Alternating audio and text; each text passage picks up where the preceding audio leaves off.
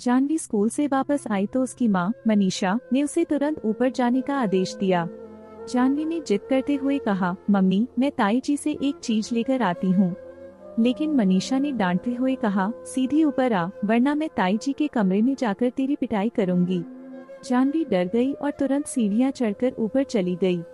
गुस्से में मनीषा ने कहा, ताई जी के पास जाना मना है और कृतिका को भी सीधे ऊपर बुलाना। कृतिका की बस जैसे ही आई, मनीषा ने उसे भी ऊपर बुला लिया।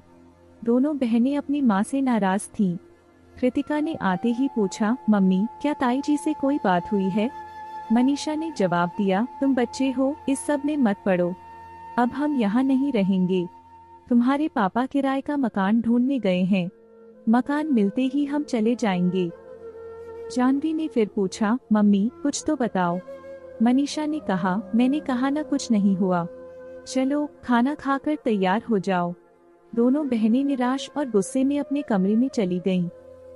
शाम को पूरे घर का माहौल बदल चुका था। कोई भी किसी से बात नहीं कर रहा था। श्यामलाल जी, उनकी पत्नी राधा और उनके बेटे मोहन तीनों ही अपने घर से बाहर नहीं निकले।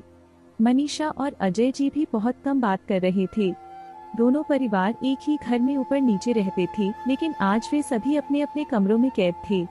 जानवी और कृतिका को इस अजीब स्थिति का कुछ भी पता नहीं था। अगले दिन सुबह मनीषा ने दोनों बेटियों को जल्दी उठाकर सारा सामान पैक कर लिया। गाड़ी आ गई और सामान चढ़ा दिया गया। घर में सन्नाटा छा गया था। जानवी और कृतिका ताऊजी और ताईजी को देखना चाहती थी, लेकिन वे दोनों अपने बेटे मोहन के साथ अपने कमरे में बंद थे।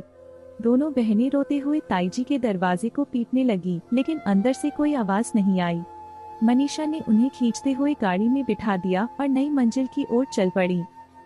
सालों से एक साथ रहने वाले परिवार अचानक अलग हो गए। अजय और मनीषा जी ने नया घर ले लिया। नए घर में पहुंचकर मनीषा ने सामान सजा दिया, जबकि जानवी और कृतिका चुपचाप सब देख रही थीं। अजय ने अपने बेटों को समझाते हुए कहा, हमें भी दुख हो रहा है, लेकिन तुम नहीं देखते उन्होंने हमारे साथ क्या किया। हमारी पुश्तैनी साड़ी की दुकान पर उन्होंने कब्जा कर लिया।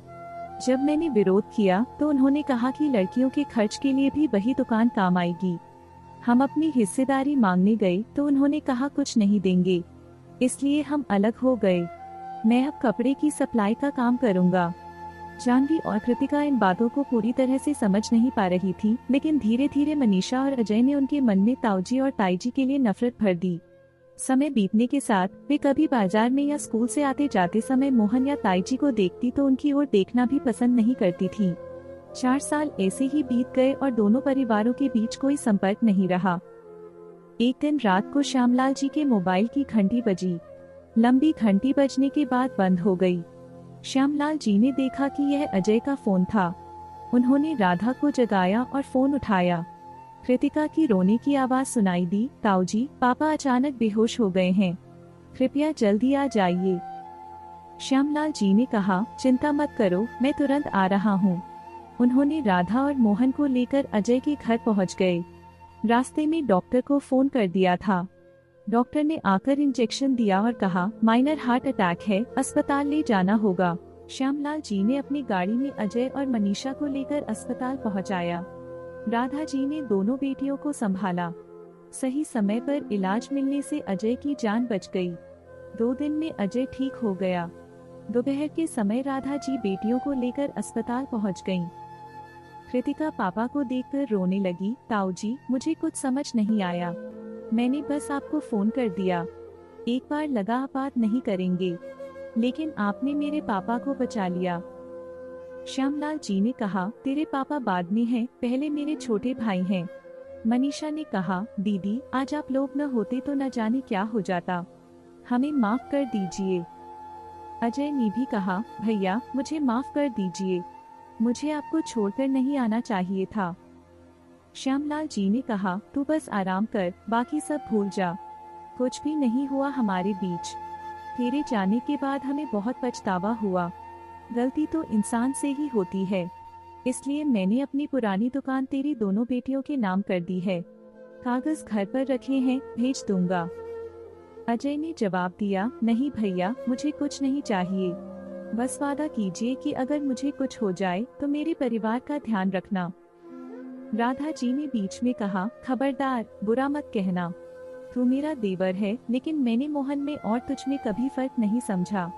मोहन को दुकान अलग इसलिए करवाई थी कि यह दुकान तुम्हें देकर हम तीर्थ पर चले जाएं। लेकिन तुमने कुछ और ही समझ लिया।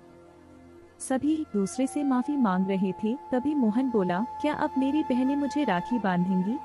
4 साल हो गए, मेरी कलाई सूनी पड़ी है। यह सुनकर पूरा परिवार हंस पड़ा। सभी अपने पुराने मकान में वापस आ गए और नया मकान किराए पर दे दिया। आपको यह कहानी कैसी लगी हमें कमेंट कर जरूर बताएं। इसी तरह की अच्छी कहानियाँ आप यहाँ पर पढ़ सकते हैं।